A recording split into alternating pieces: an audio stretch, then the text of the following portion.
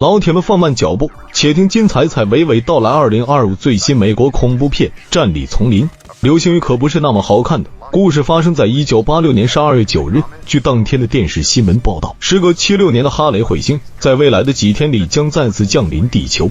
地球上所有的年轻人对此充满了期待和激动。到了第二天，阿杰带着女友红发妹和妹妹黑发妹开车去海边观赏流星雨。阿杰和红发妹聊得正欢，突然前方出现状况，还好阿杰及时刹车，否则要出人命了。原来前方站着一个老头皮特，叼着一个烟斗，看着像是水手，不过他的年纪太大了。皮特走了过来，把几个人臭骂了一顿。 You here for the meteor shower? Yes, sir. Right, gonna be a once-in-a-lifetime show. So we keep getting told. Are you a sailor? Does I look like a cowboy? 然后独自走开。很快，阿杰等三人就跟先来的马克和他的女友金发妹会合。他们在离海边不远处搭了露营帐篷，在海边沙滩旁，两个小混混正在欺负一个老流浪汉。在旁边溜达的黑发妹听见动静，就跑过来制止两人的为非作歹。然而两人一看是漂亮美眉，兴冲冲地冲上去想撩拨黑发妹。此时阿杰和马克跟了过来，两个小混混一看，吓得转身撒腿就跑。黑妹赶紧捡起老流浪汉的画册交还给他，老头表示了感谢，另外提醒他们 The comet is evil. You need to go. There's seeds. You need to go. Okay, we'll think about it. Don't think. Just go. Go now. 黑发妹他们并没有把老头的话当成一回事，还拿了一点零钱给老头去买点吃的。老头然后跌跌撞撞的走了。对此马克表示不满，认为黑发妹不应该管这些事。尽管如此，可是阿杰告诉马克，他很佩服妹妹，她是他们家族最聪明的人，还考上了麻省理工学院。另一边，皮特准备好自己的小船，等会他要到海中去钓鱼，顺便观赏晚上的流星雨。不久，阿杰他们在营地开始喝酒，突然树丛发出动静，四人感觉有点吓人，原来是他们的好友眼镜妹和小胖来到，他们还带来了不少的面粉。这下大家开心的又吃又喝又跳。到了傍晚时分，皮特正在海中钓鱼，此时天空已经有流星在头顶经过。突然一颗小流星从太空飞速冲向地球，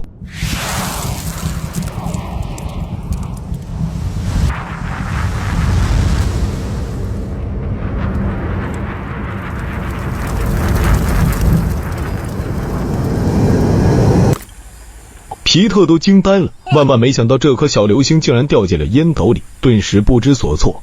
几秒之后，他也就没有当一回事，继续叼着烟斗。天渐渐黑了，天上的彗星越来越多。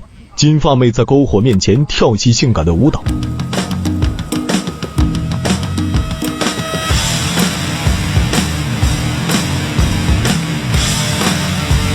反正是大家尽情的嗨皮。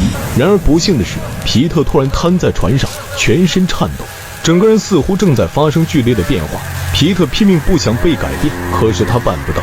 此时那颗小流星正对他进行基因重组。不久，在沙滩上，两个小混混正在游荡，他们看见了又高又大的皮特。没错，他已经被流星改造完成。这两人仗着人多，其中一个小混混竟敢上前戏弄皮特。此时的皮特正好想练练手，对准小混混的头部就是一拳，溅得另外一个小混混脸上都是脑浆水。他在狂叫声中逃走，这家伙不傻，还知道逃走，晚一秒他也完蛋。此时皮特的烟斗被刚才小混混打断，他只好拆下死去小混混的骨头当烟斗。另一边，小胖就在篝火旁讲着鬼故事，那些女人都听呆了，时不时小胖吓唬他们一下。就在这时，逃生出来的流浪汉过来告诉他们，那个皮特已经异变了，非常的危险。可是阿杰他们没有一个人相信的，直接把他赶走了。随后大家各自散去。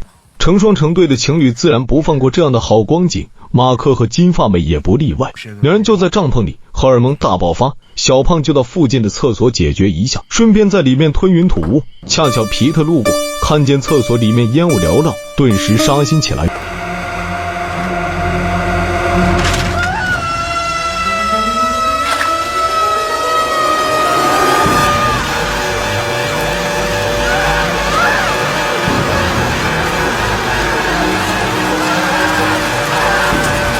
哎呀，小胖的脑袋活生生的被拔了下来，丢在草丛里。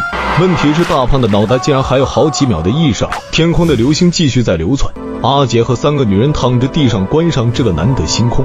此时马克和金发妹的动静太大，4人就走到另一边回避一下。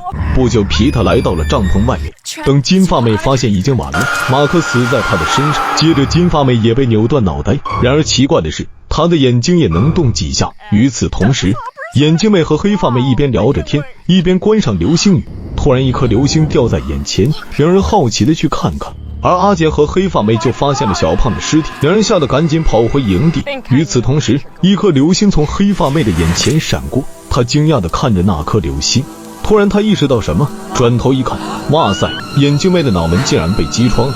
此时的她已经去领盒饭了。阿杰带着红发妹往营地的路上遇见了黑发妹，兄妹互通有无，这才知道他们一共死了4人，下场都很惨。现在阿杰决定开车离开这个危险的地方，但是车钥匙还放在帐篷里的包内。于是3人悄悄潜回营地，但是他们非常的绝望，因为皮特就坐在篝火旁，背对着帐篷。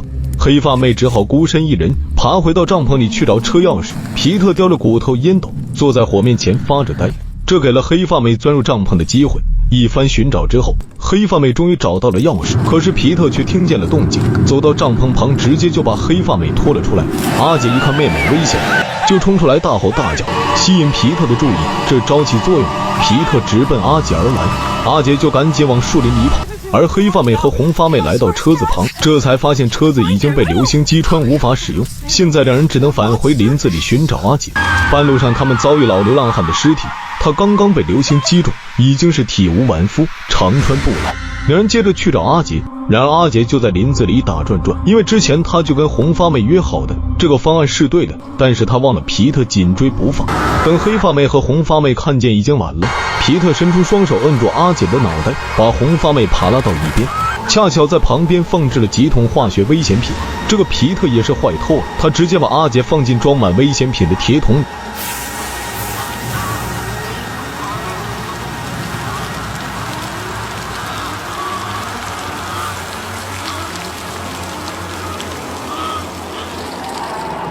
黑发妹一看知道自己无法救出哥哥，赶紧扭头就跑。一阵流星雨闪过，红发妹从地上爬了起来。此时的阿杰已经从铁桶里挣脱出来，人不像人鬼不像鬼的爬向红发妹。哎呀，这也太恐怖了！红发妹痛哭不已。最后阿杰还是去领盒饭了。黑发妹跑到一户人家求救，没想到户主是坐轮椅的老卡，此人经历过战争，双腿就被子弹打折了。老卡问清楚后，让黑发妹不要害怕，有他在，而且他这里还有各式的武器。随后就去外面防着皮特，而黑发妹一看都是工具类居多，顿时心凉了半截。老卡就在房子的四周巡视着，看着天空的流星雨。突然皮特拿着一块大木板出现，此时红发妹晃晃悠悠地爬过来，正好来到皮特的眼前，吓得惊声尖叫起来。黑发妹闻听就拿着榔头冲出来救红发妹，很快就被皮特把榔头打掉，然后把黑发妹推倒在地上，眼看就要对红发妹下死手。之前那个流浪汉从后面冲过来抱住皮特，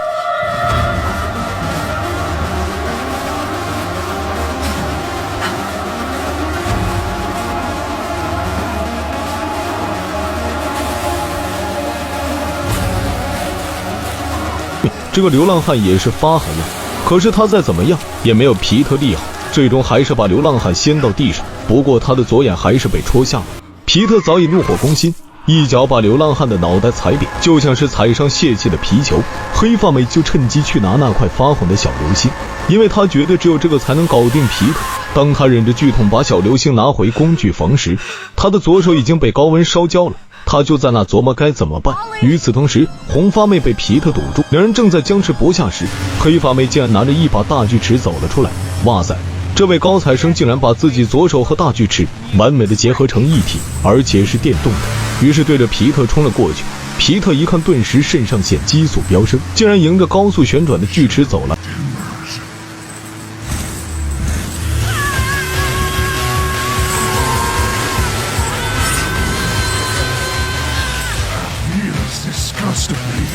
虽然看着番茄汁飞溅，但是黑发妹万万没想到，皮特的身体已经强到这个程度了，锯齿只能对他产生轻微的伤害，一旦脱离接触，她的皮肤又还原了。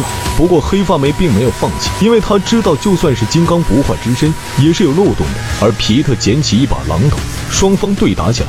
果然在黑发妹的反复试验之下，皮特的弱点就在肚皮那个位置，他不是那么容易复原的。随后金发妹就反复的切割皮特的肚皮，皮特终究还是倒下一动不动。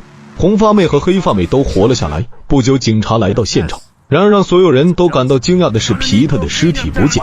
几个星期以后，电台的主持人告诉观众，在纽约出现凶狠的杀人案，凡是被杀人的脑袋都搬家了，而且那晚出现了流星，大家怀疑那个皮特还活着。与此同时，黑发妹正在把自己的左手臂改造成机械臂，看样子还有续集要拍摄。我认为本片拍摄的还行，满分5星，我给打分接近3星半。结尾黑发妹拿着锯齿大战皮特是个亮点，这已经是第3部关于大力水手的恐怖片了。这个不算是跟风制作，有点原创的影子，可惜演员就稍显稚嫩了。好了，谢谢大家的捧场。